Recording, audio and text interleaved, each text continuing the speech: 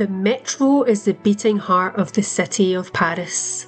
Iconic in its design, each metro stop bears a person's name, an event, or a landmark that helped shape France and her culture that we know today. In this podcast, we will take the metro to the Enlightenment, past the French Resistance, through the Franco-Prussian War to the Revolution. We will stop at great intellects, artists and innovators and discover how France and Paris were made and the people that made her. Let's travel through French history, one station at a time. Welcome to Metro Stop Podcast. Edmond Goncourt, along with his brother Jules, was a significant figure in French literature during the 19th century. The creation of the Académie Goncourt in 1900 was a response to the Académie Française, and understanding the differences between these two institutions gives insight into the motivations behind the creation of this establishment. Edmond Goncourt had a vision in life that he only saw through in his death. This is Metro Stop Podcast, and I'm your host, Kelly Blair. Goncourt is a station on Line 11 in the 10th and 11th arrondissement, opened on the 28th of April 1935. I have been teasing this for a really long time, so let's dive into the Académie Française. It was founded on the 22nd of February 1635 by Cardinal Richelieu, Chief Minister to King Louis XIII. France in the 1620s and 30s was intellectually vibrant but fragmented linguistically. Richelieu believed that a strong, unified language was essential to national power and prestige, and wanted to centralise authority and elevate French to rival Latin and Italian as a language of culture and diplomacy. He wanted to maintain the purity of the French language, to oversee the creation and revision of the official dictionary, and to uphold standards and promote French literature.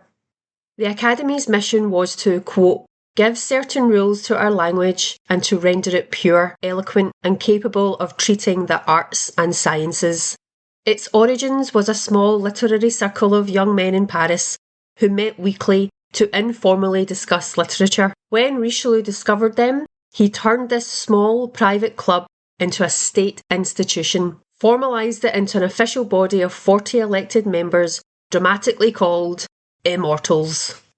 The name was actually derived from the Academy's motto, à l'immortalité, meaning to immortality, referring to the language, not the members themselves. The original group of members included figures like Valentin Conrart, the first secretary, Jean Chapelain, a royal advisor, who my sources said embodied the Academy's contradictions. He was a mediocre poet, elevated to this elite position, showing even this early how power and connections mattered more than creative genius. Richelieu himself oversaw their statutes, which were registered by the Parliament of Paris in 1637. For 345 years, women were kept out, despite occasional proposals. The Academy was modelled on the rigidity of the monarchy, which, amongst other things, barred women from succession. Cultural norms of the 17th and 19th century saw intellectual authority as a male domain. General political, moral and religious arguments were used to justify exclusion of women. Only since 1980, a small number of women have been admitted. Marguerite Yourcenar became the first female immortal, showing how deeply entrenched the tradition was. The Academy established itself as an arbiter of taste. Its dictionary became the official record of, quote, proper French. Behind the closed doors of the Palais Mazarin, only elite men in green robes debate the fate of language. The Academy's central mission was to produce and revise the Dictionnaire de l'Académie Française. Each edition was painstakingly slow, sometimes taking decades, reinforcing the image of the Academy as cautious, conservative, and resistant to change. It resisted innovation, dismissed and excluded regional tongues like Occitan as patois. We heard about this on our last episode of Jacques Jasmin and the Félibrige movement that set out to prove that patois can carry beauty and dignity. Others who were excluded were the salon women of the 17th century, brilliant conversationalists like Madame de Sévigné, watching from the outside their wit and prose dismissed as, quote, feminine and therefore unworthy of immortality. The elitism and sexism were strong, their pretension was probably stronger. So now that that's established, let's introduce our main character for this episode. Edmond de Goncourt was born on the 6th of May 1822 in Nancy. His parents were minor aristocrats who both died when Edmond and his brother Jules were young adults. There were two sisters born between the brothers, Neftali and Emily. Both girls died at a young age. Edmond studied philosophy at high school and went on to study law. His brother was a strong student in Latin and Greek and went to the same high school. After their mother's death in 1848, the boys inherited a fortune that made them independently wealthy and would allow them to pursue their artistic interests. The brothers collaborated on art criticism and wrote novels and plays. They both had a keen interest in collecting Rococo and Japanese art. One of their notable works was called Germanie Lasserture, inspired by their housekeeper, who stole money from them to fund her double life of debauchery and sexual encounters. The novel is said to be one of the first novels of French realism exploring the working class. But the brothers were better known for their notorious journal. They started writing together in 1851 in a style they called, quote, dual dictation, with one brother dictating to the other and then reviewing each other's work. It was difficult to tell who was writing what.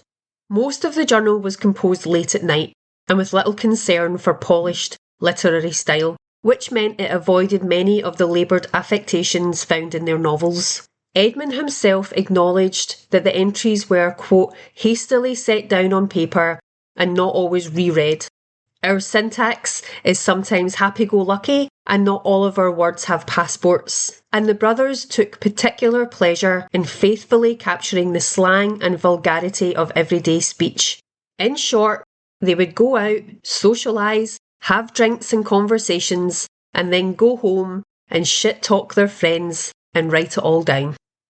The Goncourt journal is less a neutral chronicle than a mirror of the brothers themselves. It's witty, but it shows jealous rivalries and offer bitter judgments of contemporaries. It's unpolished and candid. It records salons, friendships and feuds in Parisian literary life with a mix of fascination and resentment. Their portraits of figures like Zola, Flaubert, Daudet and others are frequently tinged with envy at their success as they felt overlooked, underappreciated or even imitated by their peers. For Edmond in particular, the journal became both a weapon and a refuge, a place to assert his authority, to immortalise slights against him and his work, and to transform personal frustrations into literary art. Its impact lies not only in the gossip and the vivid detail it preserves, but in how it exposes the Goncourt's own insecurities and ambitions, making the journal as much a self-portrait of Edmond's restless competitive spirit as it is a record of 19th century French culture. Jules died of syphilis in 1870, the excruciating details of which were logged in the journal by Edmond.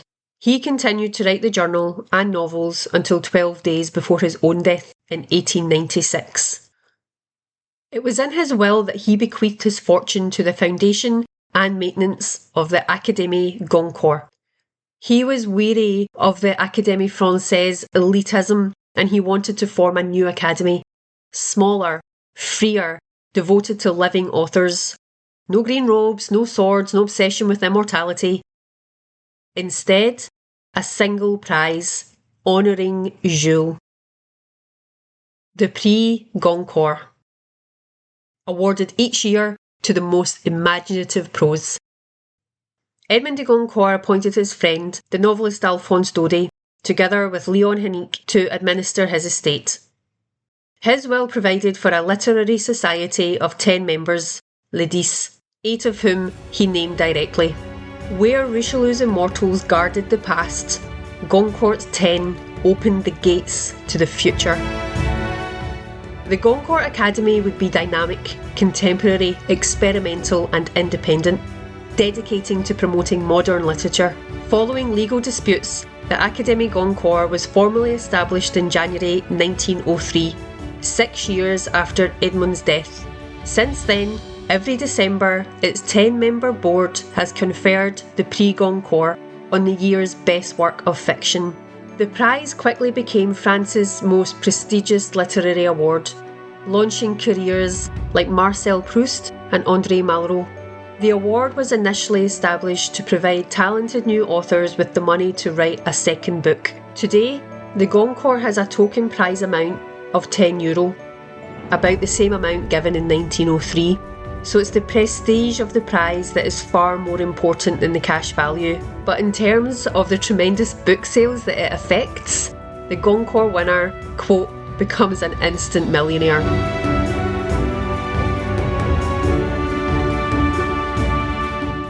Our next episode is a playwright who bridged the gap between 19th century vaudeville and 20th century satire. That's next time on Metro Stop Podcast.